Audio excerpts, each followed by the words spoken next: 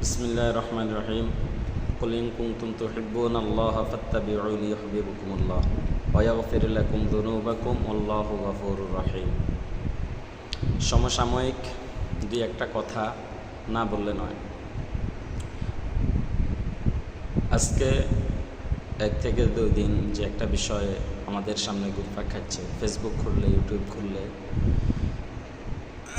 শায়েখে চরমনাইকে নিয়ে পোস্ট করা হচ্ছে যে উনি কোরআনকে অবমাননা করছে। আসলে বিষয়টা কি, শায়েখে চরমনাই কোরআনকে অবমাননা করছে বা কোরআনকে কি ছোট করছে? বিষয়টা কিন্তু এমন না। আমরা যারা সিদ্ধান্ত নিয়ে ওনার কাছে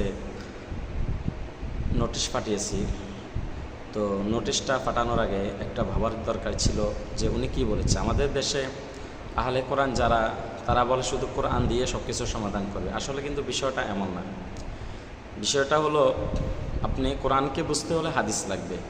আর যারা হাদিস মানবে না তারা কিন্তু নামাজও পড়তে পারবে না। কারণ হচ্ছে আপনার রোজা, নামাজ, হজ, যাকাত, এই যে ইসলামের ভিত্তি 5টা, এই 5টা কোরআনে উল্লেখ আছে। তবে আপনি কিভাবে এগুলো বন্টন করবেন, কিভাবে নামাজ পড়বেন, কিভাবে রোজা রাখবেন, এগুলো সব, রমজানে কয়টা রোজা রাখবেন, রসুল কয়টা রোজা রেখেছেন, সাহাবায়ে কেরাম কয়টা রোজা রেখেছেন, কয়টা ঈদ পালন করেছে, এগুলো সব হলো আপনার হাদিসের মধ্যে আছে। সিয়াসেতার হাদিসগুলোর ভিতর আছে, কোরআনের আয়াতগুলোর ভিতর কিন্তু এগুলো স্পষ্ট নেই। তো শায়েখে চরমনাই বুঝাইতে চেয়েছে, আপনি শুধু কোরআন পড়লে কিন্তু পরিপূর্ণভাবে আপনি দিন পাবেন না। অর্থাৎ আপনি যদি বলেন আমি কোরআন মানি, তাহলে আপনি পরিপূর্ণভাবে একটা সঠিক পথ পাবেন না। এই জন্য উনি এটা বুঝাইতে চেয়েছেন যে শুধু কোরআন মানলে হবে না, হাদিসও আমাদেরকে মানতে হবে।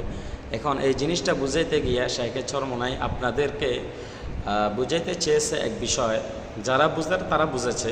আমি ছোট নগণ্য মানুষ, আমি পুরা ওনার বয়ানটা শুনেছি, বক্তব্য শুনেছি। এখানে উনি একটা কথাও কিন্তু ভুল বলেন নাই।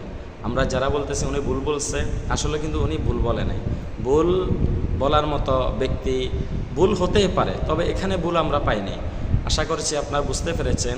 শায়েখে চরমনাইয়ের বক্তব্যটা আপনারা বারবার শুনবেন এবং ইয়ে করবেন, মানুষের কাছে প্রচার করার জন্য চেষ্টা করবেন সত্যটা উনি কী বুঝাইতে চেয়েছে আর আমরা কি বুঝলাম। আর শায়েখে চরমনাইকে উড়িয়ে দিবেন বাংলাদেশ থেকে, উনি সঠিক কথা বলবে না, কোরআনের কথা বলবে না, ইসলামের কথা প্রচার করবে না, সেই মানসিকতা সাহস নিয়ে কিন্তু শায়েখে চরমনাই চলে না।